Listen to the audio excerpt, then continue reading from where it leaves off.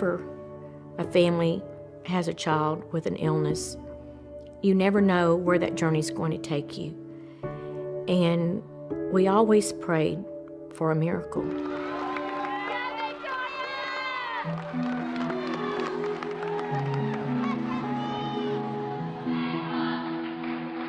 She was the flyer. She's the one that they would, get and throw into the air. She was this cute, petite, tiny little girl with just a head full of long, blonde hair. She wasn't afraid of heights. In fact, she wasn't really afraid of anything.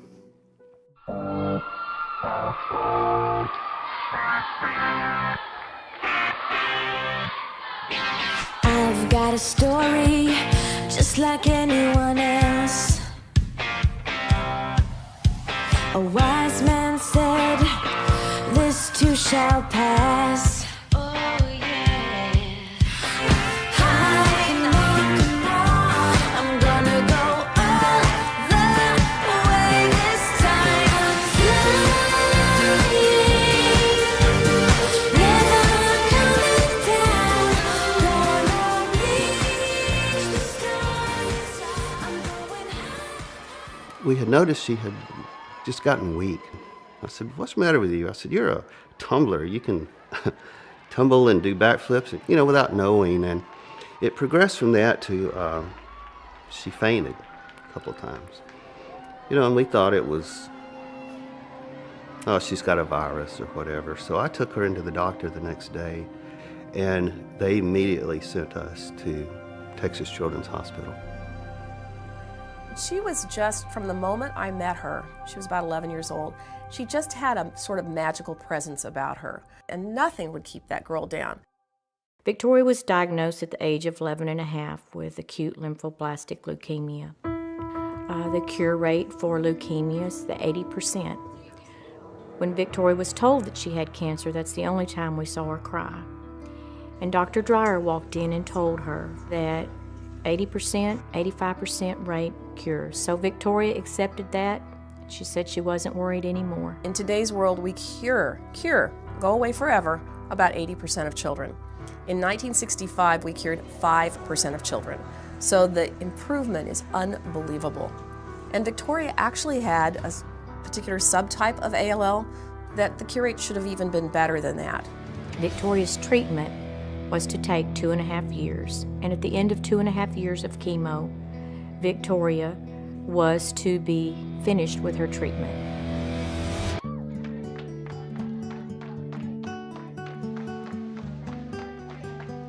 So during that time, she had some good days, she had some bad days. When she was sick, she still would put on her cheerleading suit and go do cheerleading.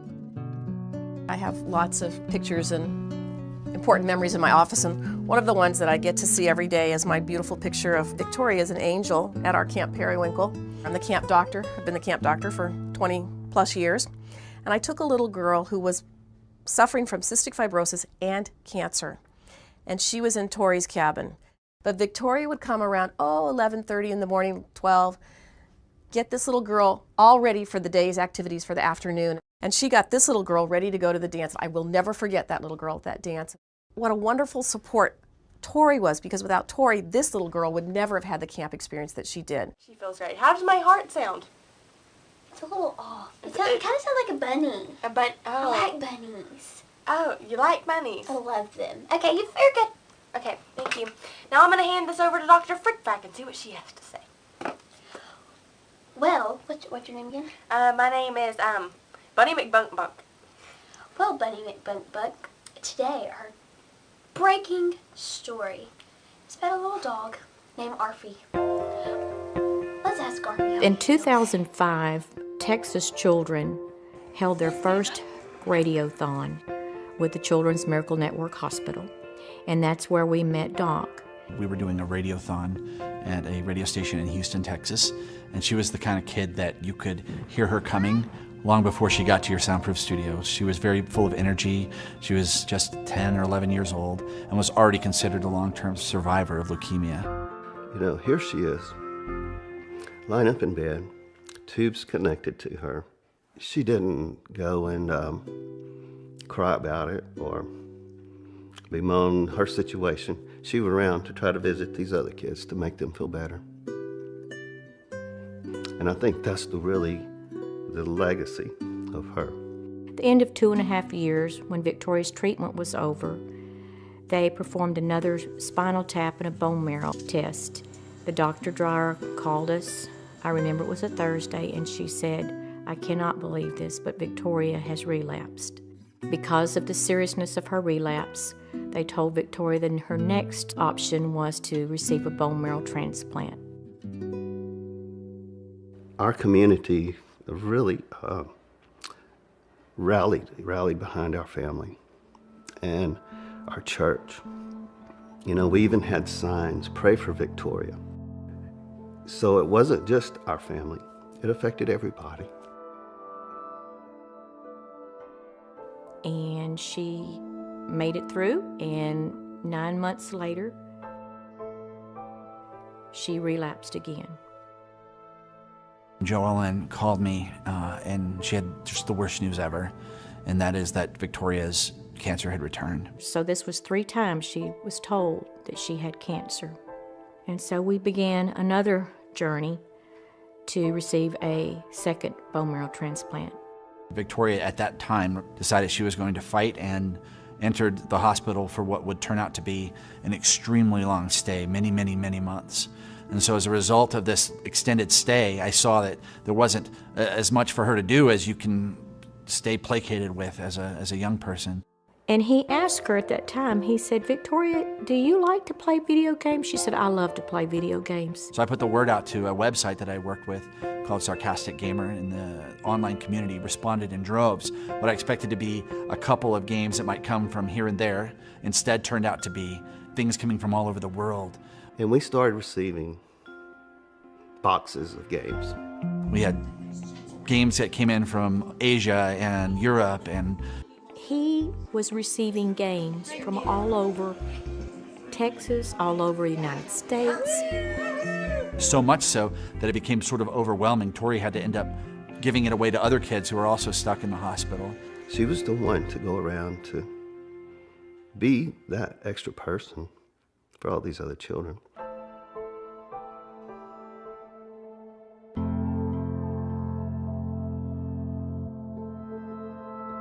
It just doesn't seem right that a child should be sick.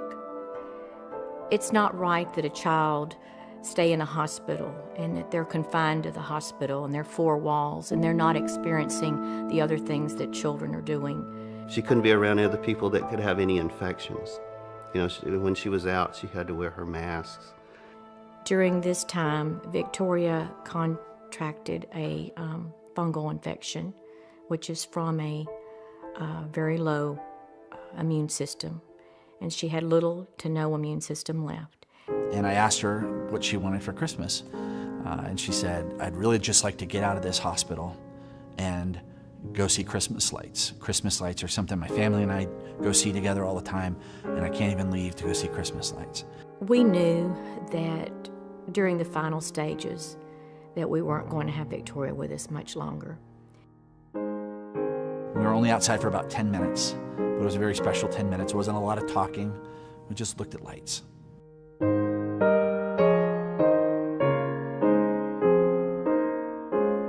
And after about 10 minutes, we rolled back upstairs to her room, and we had our picture made in front of a little Christmas tree.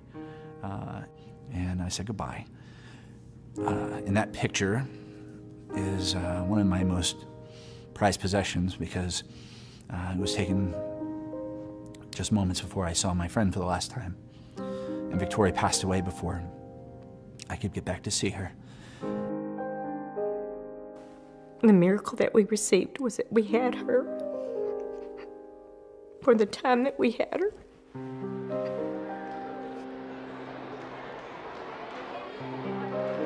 I brought her picture, and I just put that on the table.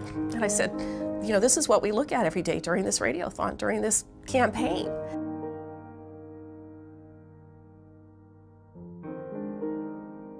Victoria passed away on January 21st, 2008, after a 4-year battle with leukemia, failed bone marrow transplants, and fungal infections.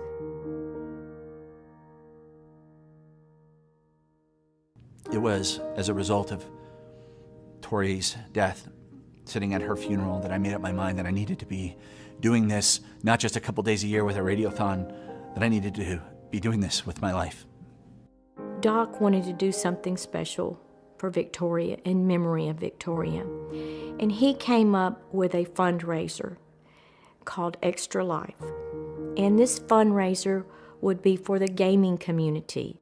It just occurred to me that gamers should be able to do the things they love to help sick and injured kids as well. And so Extra Life was born. 1,200 gamers showed up on October 15th in 2008. With this year's Extra Life Gaming Marathon, we're helping save kids' lives. You don't even have to be a crime-fighting superhero. Each and every year afterwards, it continued to grow. Gamers responded by being able to game for their local hospitals. The next year, 4,500 gamers showed up, raised almost $500,000. The year after that, it was 15,000 gamers raising $1 million, and the next year, 17,000 gamers raising $2.1 million. Video games are like the #1 form of entertainment on planet Earth, have been now for quite a while. Anyone could be involved in Extra Life. Gamers aren't that pale kid in mom and dad's basement. They're mom and dads, they're aunts and uncles. A young child to an older adult to a grandparent. You can take all that fun of playing games for 24 hours and reach out to your friends and bring them to your environment. Or if you want to play a board game, a card game. The funds that Extra Lifers raise can go to a variety of purposes in the local area at the local hospital. So maybe your extra $20 or your extra $50 goes to curing 87% of children with leukemia. They might buy an isolette for a baby that is born the size of a cell phone and has to fight for its life. I can guarantee you that that money goes directly back to these children to keep this from happening again to someone else's child.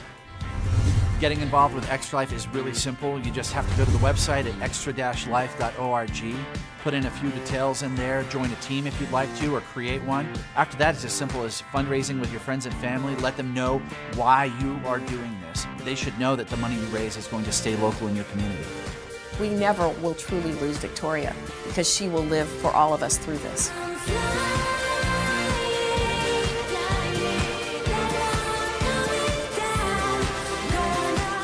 It started with a little girl in Orange, Texas.